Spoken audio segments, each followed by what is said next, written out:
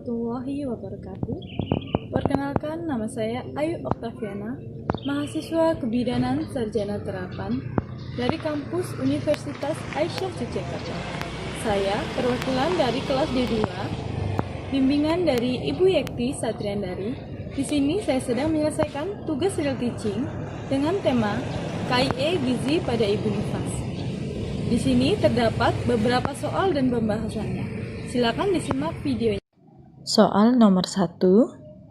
Seorang perempuan berumur 32 tahun, P1A0, melahirkan secara normal 6 hari yang lalu, datang ke PMB Melati dengan keluhan badan panas dan dingin, mudah letih, lesu, dan tidak berselera makan.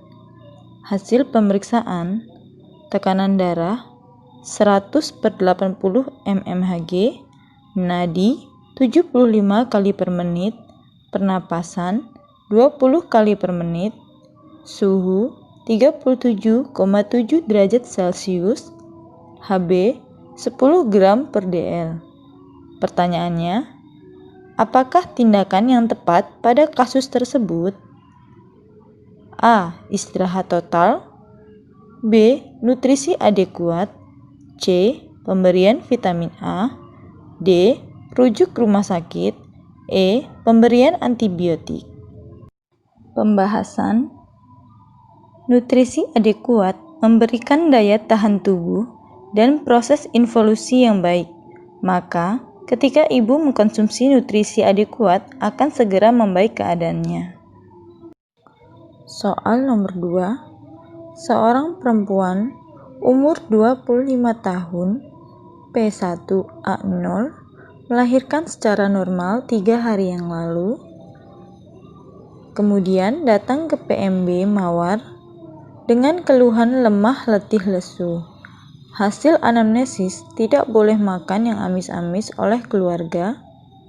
Hasil pemeriksaan, tekanan darah 100/80 mmHg, nadi 78 kali per menit, pernapasan 22 kali per menit, lochia rubra, konjungtiva pucat, Hb 10,5 gram per dl.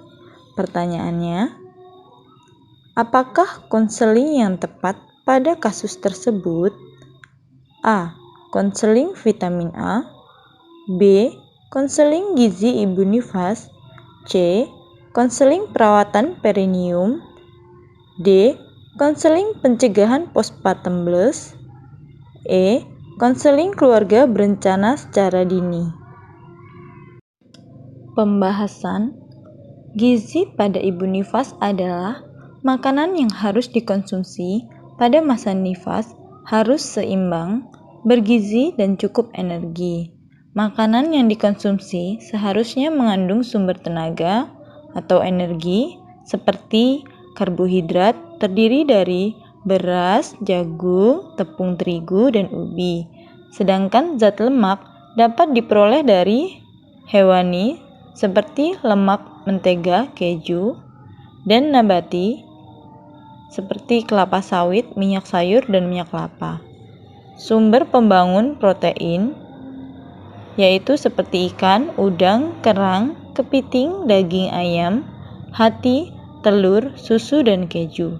Dan protein nabati seperti kacang tanah, kacang merah, kacang hijau, kedelai, tahu, dan tempe. Sumber pengatur dan pelindung contohnya seperti mineral, vitamin, dan air. Soal nomor 3. Seorang perempuan berumur 24 tahun, P1A0, AH1, melahirkan 2 hari yang lalu, datang ke PMB dengan keluhan nyeri pada jahitannya. Ibu ingin luka jahitannya cepat sembuh dan kering, namun ibu tidak mengerti harus mengkonsumsi apa saja. Hasil pemeriksaan, tekanan darah 110/90 mmHg, nadi 80 kali per menit, pernapasan 23 kali per menit, lochia rubra, ASI sudah keluar. Kemudian bidan memberikan KIE tentang gizi yang harus dipenuhi. Pertanyaannya, apa KIE yang tepat untuk kasus tersebut? A. KIE mengkonsumsi yodium. B. KIE mengkonsumsi mineral. C. KIE mengkonsumsi protein. D. KIE mengkonsumsi vitamin D. E. KIE mengkonsumsi karbohidrat.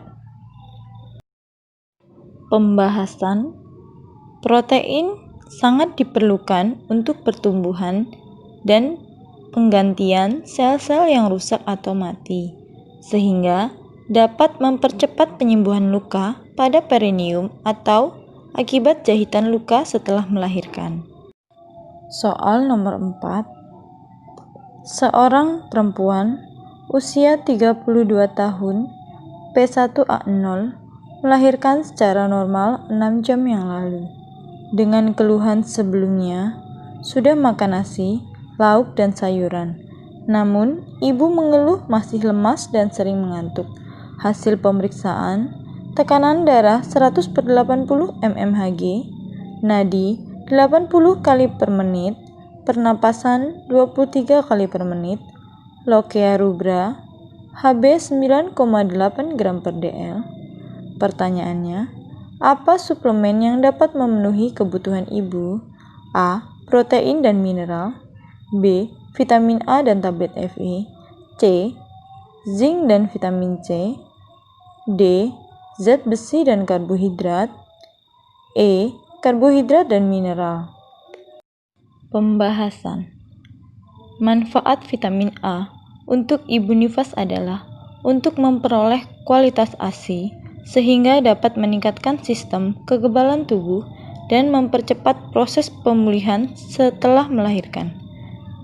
Tambahan Fe, zat besi, sangat penting dalam masa menyusui karena dibutuhkan untuk kenaikan sirkulasi darah dan sel, serta menambah sel darah merah Hb, sehingga daya angkut oksigen mencukupi kebutuhan.